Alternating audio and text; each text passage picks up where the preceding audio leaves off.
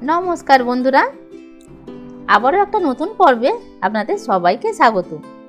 आज आमी बानाच्छि सुजिर हालुआ।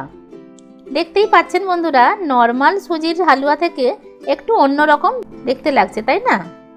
श्री रामचंद्रेर शुभ आगमने आसुन ना आमरा सबाई एकटु मिष्टि मुख करे नेই। एर टेस्ट होबे किन्तु एकदम अन्यरकम। तो चलुन देखे नेওয়া যাক आजकेर रेसिपिटी। এই রকম একটা ইয়াম্মি দেখতে হালুয়া বানাবার জন্য আমাদের লাগবে সুজি, আর সুজিটাই এখানে মেন ইনগ্রেডিয়েন্টস। তো আমি এই সাইজের একটা কাপ মেপে সুজি নিলাম, আর এই কাপ মেপেই কিন্তু আমি বাকি উপকরণগুলোও নেব। আপনার কাছে যে সাইজের কাপ বা বাটি আছে সেই কাপ বা বাটিতেই আপনি কিন্তু ইনগ্রেডিয়েন্টসগুলো মেপে নেবেন। তো এখন এক কাপ সুজি একটা বোলে নিয়ে নিলাম। एर साथे आमी 2 कप दूध दिए दिलाम। 1 कप सुजीते 2 कप दूध दिलाम। এই দুধটা কিন্তু নরমাল রুম টেম্পারেচারে থাকা দুধটাই নেবেন বন্ধুরা। কোনো রকম ফ্রিজের ঠান্ডা বা গরম দুধ নেবেন না। সুজি আর দুধটা মিশিয়ে নিতে হবে ভালো করে। তারপর চাপা দিয়ে রেখে দেব অন্তত 1 ঘন্টার জন্য। এতে সুজিটা বেশ ভালো মতো ফুলে যাবে। খুব ভালো হয় যদি 3 থেকে 4 ঘন্টা রেখে দেওয়া যায়। তো চলুন এবার গ্যাসের দিকে যাওয়া যাক। তো আমি গ্যাসে কড়া বসিয়ে দিয়েছি, গ্যাস অন করে। এখানে আমি 1 চামচ গাওয়া ঘি দিলাম।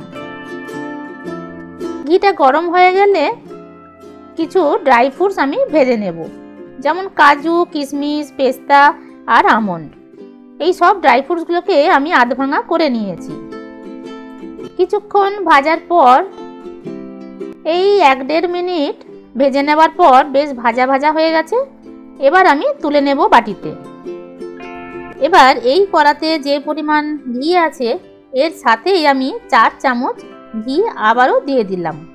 হালুয়াতে কিন্তু একটু বেশি ঘি লাগে বন্ধুরা, সে যে কোনো হালুয়াই হোক না কেন।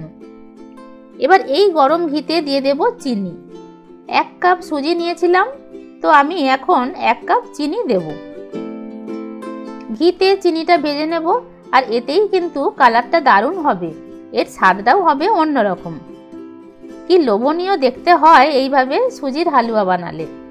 গ্যাসের ফ্লেম কিন্তু একেবারেই মিডিয়াম বা হাইতে করা যাবে না, লো ফ্লেমেই কন্টিনিউ মিশিয়ে যেতে হবে। চিনি কিন্তু কোনো সময়ে ঘিয়ের সাথে মিশে যাবে না, ভয় পাওয়ার কোনো দরকার নেই, এতেই কিন্তু ফ্লেভারটা দারুণ হয়। চিনির কালারটা চেঞ্জ হতে শুরু করেছে। এইভাবেই চিনিটা ক্যারামেল কালার আসা পর্যন্ত আমাদের মিক্স করতে হবে। এই দেখুন বন্ধুরা, এখন কিন্তু চিনিটা একদম মেল্ট হয়ে গেছে আর ডার্ক কালারও চলে এসেছে। মোটামুটি চিনি দেওয়ার পর থেকে এই কালার আসার পর্যন্ত আমার টাইম লাগলো 6 থেকে 7 মিনিট। তো এখন আমি গ্যাসের ফ্লেম অফ করে দিলাম। কিছুক্ষণ পর এই সুজি আর দুধের মিশ্রণটা ঢেলে দেব।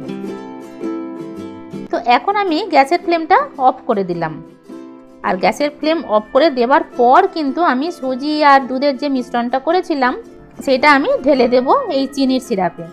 তার আগে আবারও একটু মিশিয়ে নিতে হবে, তার কারণ সুজিটা নিচে জমে থাকে। তো একবার ভালোভাবে মিশিয়ে ধীরে ধীরে ঢেলে দিতে হবে চিনির সিরাপে। গ্যাস অফ না করা থাকলে এই সময় কিন্তু প্রচুর ছিটকে এসে পড়তো গায়ে হাতে। তাই বন্ধুরা মনে করে গ্যাসের ফ্লেমটা কিন্তু অফ করে তারপরেই ঢালবেন। সমস্ত সুজিটাই ঢেলে নিয়েছি।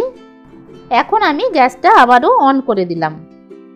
এখানে খুব সামান্য পরিমাণে একটু লবণ দিলাম, যাতে মিষ্টির ব্যালেন্সটা ঠিক থাকে। গরম ফ্রাইং প্যানে ঠান্ডা দুধ ঢালার জন্য চিনিটা বেশ শক্ত টাইট হয়ে গেছে। এখন গ্যাস আবারও অন করে দিয়েছি। গরম হতে থাকলে চিনিটা গলে যেতে থাকবে। এখন ভালো করে মিশিয়ে যেতে হবে, যাতে করে চিনি সুজি সব কিছু ভালো মতো মিশে যায়। লো ফ্লেমেই এই প্রসেসটা কিন্তু করে যেতে হবে যতক্ষণ না পর্যন্ত দুধটা শুকিয়ে যায়। এখন দেখুন দুধটা শুকিয়ে গিয়ে বেশ অনেকটা শক্ত হয়ে এসেছে। আরও একটু ফ্লেভারের জন্য দিয়ে দিলাম 1/2 টিস্পুন ছোট এলাচ গুঁড়ো। খুব ভালোভাবে মিশিয়ে নিতে হবে এই ছোট এলাচের গুঁড়োটা।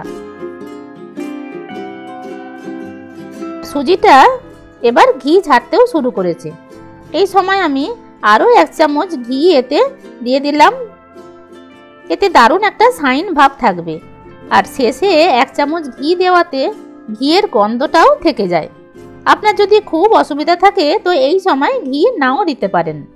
1 থেকে 1.5 মিনিট পর দেখবেন এইভাবে কিন্তু খুন্তি থেকে পড়ে যাচ্ছে। তো এই সময় ভাজা ড্রাই ফ্রুটসগুলো আমি দিয়ে দিলাম। ড্রাই ফ্রুটসগুলো মিশিয়ে নিয়ে গ্যাস অফ করে দিয়েছি, কারণ ঠান্ডা হলে আরও একটু টাইট হয়ে যাবে। তো এই দেখুন বন্ধুরা, রেডি হয়ে গেল দারুণ স্বাদের সুজির হালুয়া। দেখতে যেমন সুন্দর, খেতেও তেমনই সুস্বাদু। না বানালে আপনারা বুঝতেই পারবেন না। আর দেখতেই পেলেন কত ইজিভাবেই বানানো হয়ে গেল। তো বন্ধুরা, শ্রী রামচন্দ্রের শুভ আগমনের দিনে এই সুজির হালুয়া বানিয়ে ফেলুন আর বাড়ির সবাইকে পরিবেশন করুন। আর সবাই মিলে বলুন জয় শ্রীরাম। রেসিপি ভালো লাগলে লাইক শেয়ার করে দেবেন, কমেন্ট করতে ভুলবেন না কিন্তু। আর এখনো পর্যন্ত যদি সাবস্ক্রাইবটা না করে থাকেন তো একটাই অনুরোধ করব, সাবস্ক্রাইবটা বন্ধুরা করে দিন। পাশে থাকা বেল আইকনটাও প্রেস করে দেবেন, যাতে আমি যখনই নতুন কোনো ভিডিও আপলোড করি না কেন আপনার কাছে নোটিফিকেশন পৌঁছে যায়। আজকের ভিডিও এখানেই শেষ করছি। আপনারা ভালো থাকবেন, সুস্থ থাকবেন। ধন্যবাদ।